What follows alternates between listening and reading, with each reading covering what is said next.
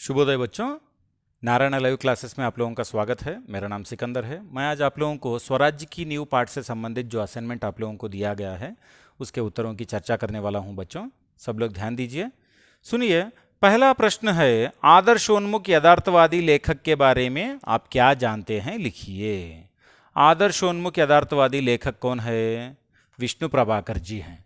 विष्णु प्रभाकर जी का जन्म कब हुआ? 1912 में हुआ। ध्यान दीजिए, 1912 में हुआ।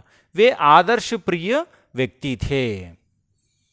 इन्हें प्रेमचंद परंपरा का आदर्शोन्मुख यथार्थवादी लेखक कहा जाता है। मतलब ये प्रेमचंद परंपरा में यानी उनके अनुसार ही रचनाएं लिखते थे, इसीलिए आदर्शोन्मुख यथार्थवादी लेखक कहा जाता है। मतलब यथार्थ से संबंधित रचनाएं भी ये अधिक लिखते थे बच्चों।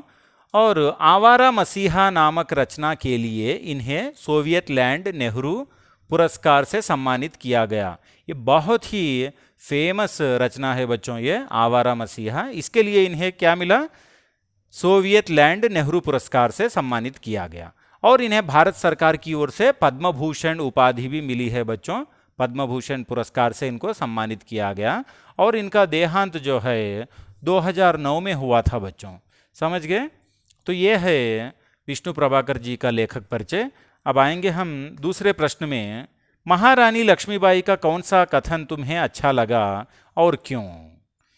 महारानी लक्ष्मीबाई का कौन सा कथन याद है ना आप लोगों को? स्वराज्य की नींव पाठ कैसा पाठ है? एक अंकी पाठ है। इसमें क्या है? लक्ष्मीबाई, जूही, मुंदर, तात्या, रघुनाथ राव साहब का संवाद है। इसमें से लक्ष्मीबाई का कौन सा संवाद तुम्हें अच्छा लगा?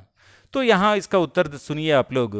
मुझे लक्ष्मीबाई का यह कथन, इतने बड़े सेनापति को इस प्रकार एक नारी के सामने झुकते लज्जा नहीं आती।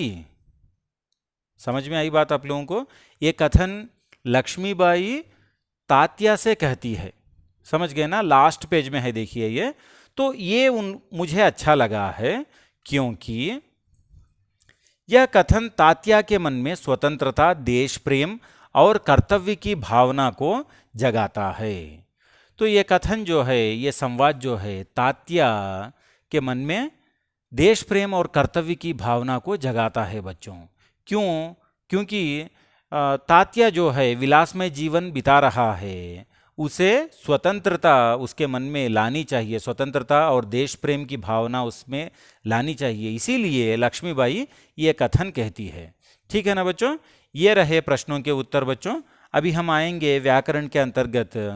पहला प्रश्न है, सच्चा मित्र दुर्लभ होता है, रेखांकित शब्द की भाववाचक संज्ञा बताइए। मित्र, मित्र के नीचे रेखा है।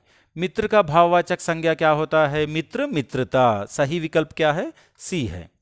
और दूसरा प्रश्न है, लड़का भोजन करता है, वाच्य पहचानिए। लड़का भोजन करता है, तो यहाँ क्रिया जो है कर्ता के अनुसार बदल रही है, इसीलिए ये कौन सा वाच्य है? कर्तृवाच्य है। सही विकल्प बी है बच्चों। ये रहे आज के प्रश्न पत्र के उत्तर बच्चों। धन्यवाद।